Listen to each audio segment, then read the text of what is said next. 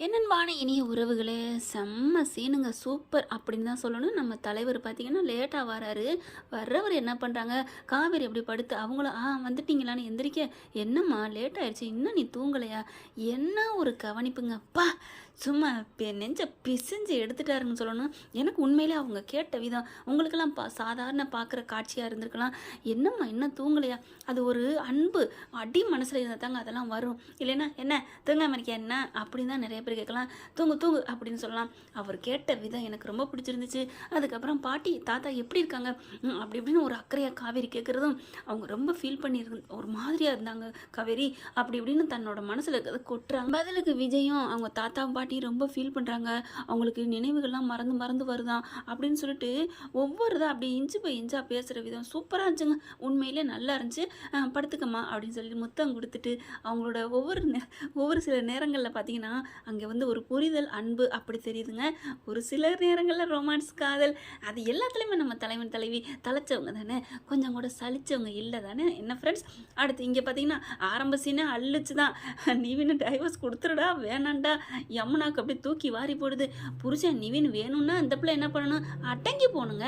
அடங்குற நேரத்தில் அடங்கணும், அடக்குற நேரத்தில் அடக்கணும். நீ கொஞ்சம் கூட அடங்கவே இல்லை. அதுவும் அதை அடங்காத காளையாக நின்றுக்கிட்டு இருக்காரு நிவின்.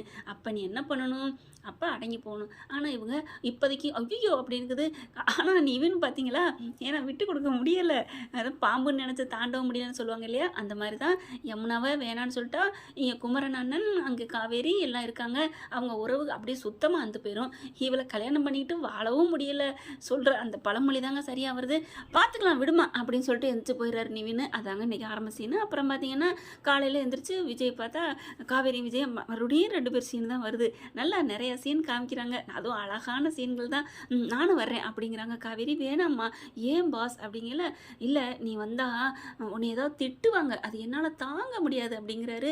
திட்டினா திட்டிட்டு போட்டுமே, நான் அதெல்லாம் ஒன்றும் நினைக்க மாட்டேன். எங்கள் வீட்டில் உங்களை கழுவி கழுவி ஊற்றாததா எவ்வளோ ஊற்றிருக்காங்க, நீங்களாம் அதை தாங்கிக்கலையா, நம்ம வீடுன்னு தானே. ஐயோ காவேரி நான் வேற நீ வேற அதெல்லாம் இல்லை. உங்களுக்கு ஒரு தாங்கிக்கிற சக்தி இருக்கேல, எனக்கு தாங்கிக்கிற சக்தி இருக்காதா என்ன, இதை உங்கள் வீடுன்னு நினச்சி தானே. இன்னும் நாங்களாம் உங்கள்கிட்ட சாரி கூட கேட்கல. அடா ஆமாங்க, உங்களை தப்பு பண்ணிட்டேன் தம்பின்னு யாராவது சாரி கேட்டாங்களா? நான் தான் கற்பனை கதையில் சாரதா ஓயாமல் மன்னிப்பு கேட்குற மாதிரி நான் சொல்லியிருக்கிறேன். ஆனால் இவங்க மன்னிச்சிருங்க பிரதர் அப்படிலாம் சொல்லலை. உங்கள் நல்ல மனசு, நீங்கள் நல்லவங்களா இருக்கீங்க இப்படி தான் சொல்கிறாங்களே ஒழிஞ்சி தெரியாமல் அன்னைக்கு அடிச்சு விட்டேன்னு குமரனோ இல்லை சாரதாவோ அந்த மனசு வருந்தி அந்த தப்பு நடந்ததுக்கான தப்புக்கு யாரும் மன்னிப்பு கேட்கல. இன்னைக்கு காவேரி சொல்லலாங்க எனக்கே புரிஞ்சிச்சு. அடங்கொய்யால் அட பாவீங்களா, ஏய் சாரதா குடும்பமே ஒருத்த கூட எங்கள் தலைவன்கிட்ட மன்னிப்பு கேட்கலையா? நீங்கள் பண்ண அன்னைக்கு கொடுமைக்கு உன் மகளை அடிச்சு இழுத்துட்டு வந்தீங்களே, அந்த கொடுமைக்கு காலில் விழுந்து எல்லாரும் மன்னிப்பு கேட்கணும். ஏய் சாரதா மன்னிப்பு கேளு அப்படின்னு தாங்க தோணுச்சு. ஆனாலும் பார்த்தீங்கன்னா நான் வந்தே தீர்வேங்கிறாங்க. விஜய் எவ்வளோ சொல்லி பார்க்குறாங்க, இங்கே உன்னை எல்லோரும் ஹர்ட் பண்ணுவாங்கம்மான்ட்டு. பரவாயில்லையா பார்த்துக்கலாம் வாங்க வாங்க. ஆனால் காவேரி ஒன்றுன்னா சொல்கிறாங்க, எங்கள் அம்மா உங்களை திட்டுனாங்க, எங்கள் பாட்டி எல்லாருமே உங்களை, ஏன் நானே தான் உங்களை திட்டுனேன் அப்படின்னு எல்லாத்தையுமே எடுத்து சொல்கிறாங்க. ஒன்று சொல்லுவாங்க இல்லையா, அவனாவது ஒரு வாட்டி தான் சொன்னேன், நீ 100 வாட்டி சொன்ன இல்லையா அப்படின்னு சொல்லுவாங்க.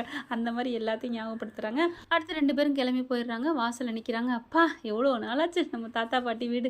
தாத்தா பாட்டி வீடுன்னு சொல்கிறத விட நம்ம தலைவன் தலைவி கொஞ்சம் விளையாண்டு அடிச்சுக்கிட்டு பிடிச்சிக்கன்னு சொன்ன அந்த வீடு வாசல் அப்படியே நிற்கிறாங்க. காவேரி பார்க்குறாங்க. அன்றைக்கி அடிச்சு இழுத்துட்டு தானே போனாங்க. அம்மா வாடி வாடின்னு சொல்லிட்டு அந்த நினைவு வந்திருக்கணும் போல இருக்குது. ஆனால் அந்த சீனை போட்டு காமிக்கல. ஆனால் என்ன காவேரி வா அப்படின்னு கையை பிடிச்சி இழுத்து உள்ளார கூட்டிகிட்டு வராரு. தாத்தா பார்க்குறாங்க. வாப்பா அப்படின்னு விஜய்கிட்ட பேசுகிறாங்க. அப்புறம் சித்தி எல்லாரும் வர்றாங்க. காவேரியும் வந்து போயிட்டு அப்படி நிற்கிறாங்க. வாமான்னு ஒரு வார்த்தை கேட்கலையே இந்த குந்தாணி. பார்த்தா உள்ளுக்கு போனால் பாட்டிகிட்ட போகிறாங்க. வாப்பா விஜய், விஜய் ஞாபகம் இருக்குது ஆனால் காவேரி ஞாபகம் இல்லைங்க. என்னங்கப்பா சரி முடியாமல் வயசாகிட்டா அப்படித்தான்னு ஒரு சில இடங்களில் நடக்குது.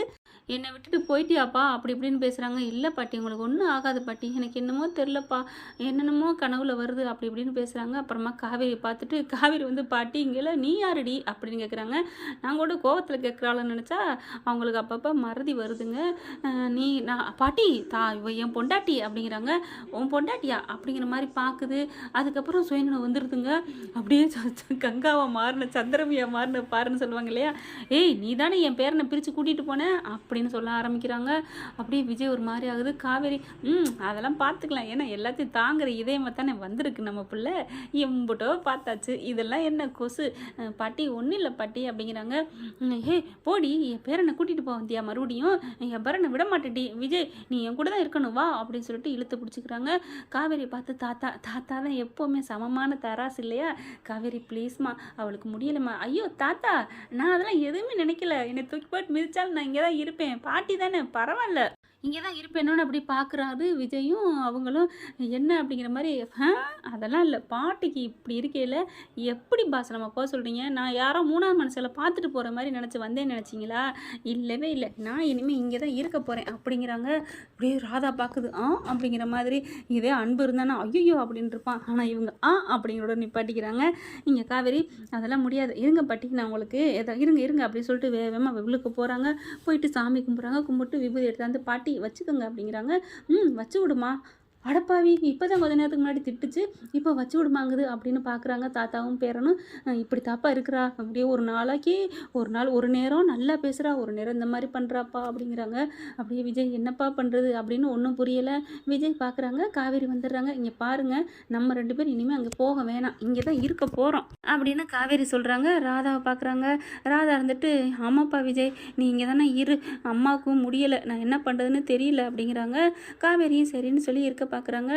காவேரி பார்த்தா அம்மாவுக்கு ஏதாவது ஆணுச்சுன்னா அப்படின்னு ராதா சொல்ல, நீ சும்மா இரு ராதா அதெல்லாம் சரியாக போகும் அப்படின்னு தாத்தா என்ன பண்ணுறாங்க, காவேரி நீ எடுத்த முடிவு தான்மா கரெக்டு, நீ இங்கே இரு அப்படிங்கிறாங்க. சரிங்க தாத்தா அப்படின்னு சொல்லிட்டு பார்த்தா பாட்டிக்கு தலையசி விட்டு எல்லாம் ட்ரெஸ் எல்லாம் மாற்றி விட்டு எல்லாம் பண்ணி விட்றாங்க. ராதா அப்படி பார்க்குது, பார்த்தியா இதுதான் பேத்திங்கிறது, இதுதான் காவேரிங்கிறது அப்படிங்கிறாங்க. விஜயும் காவேரியும் பார்க்குறாங்க. சாப்பாடெல்லாம் செஞ்சு வேகமாக எடுத்துகிட்டு வந்து தோலில் சாய்ச்சி வச்சுட்டு அப்படியே ஊட்டி விட்றாங்க. காவேரி பார்க்குறாங்க. ஏய் நீ யாரு, நீ எதுக்கு எனக்கு சாப்பாடு கொடுக்குற, ஐயோ சாப்பாடு கொண்டு வரா பாட்டி அப்படின்னு காவேரி போகிறாங்க. சரிம்மா கொண்டு வாம்மா அப்படிங்கிறாங்க. இப்போ ஊட்டையில் நீ யாருன்னு கேட்குறாங்க. அப்படியே அழுக வருது காவேரிக்கும் விஜய்க்கும். அதுக்கப்புறம் பாட்டியை எல்லாம் நல்லபடியாக கவனிச்சுக்கிறாங்க. கவனித்து முடிச்சுட்டு ரொம்ப ஃபீல் ஆகுது.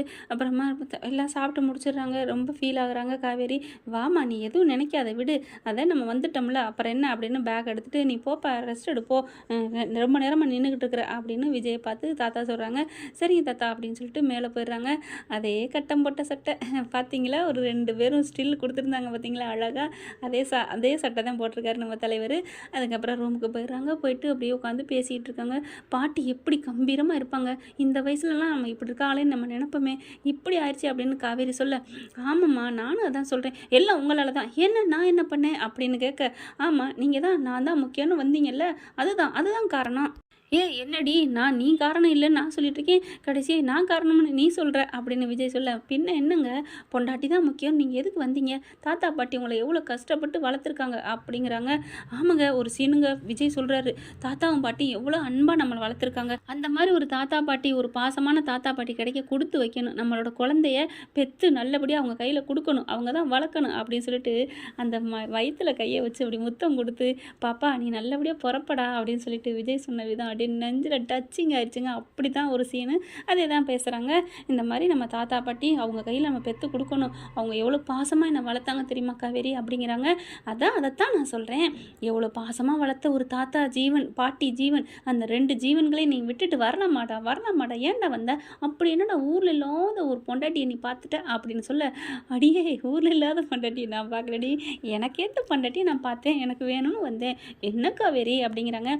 ஆமாம் இதுக்கு முழுக்க பாட்டி இப்படி ஆனது காரணம் பாட்டியும் தாத்தாவை நீங்கள் விட்டுட்டு வந்தது தான், அவங்க மட்டும் அப்படி செய்யலாமா, உன்னை வேணான்னு சொல்லலாமா, வேணான்னு சொன்னால் அங்கேருந்தே சாதிச்சிருக்கணுங்க, என்ன நினச்சிட்ருக்கீங்க, இப்போ நான் எப்படி எங்கள் அம்மா கிட்ட சாதிச்சு என் புருஷனை ஏற்றுக்க வச்சேன்ல, அந்த மாதிரி நீங்கள் பண்ணியிருக்கணும்.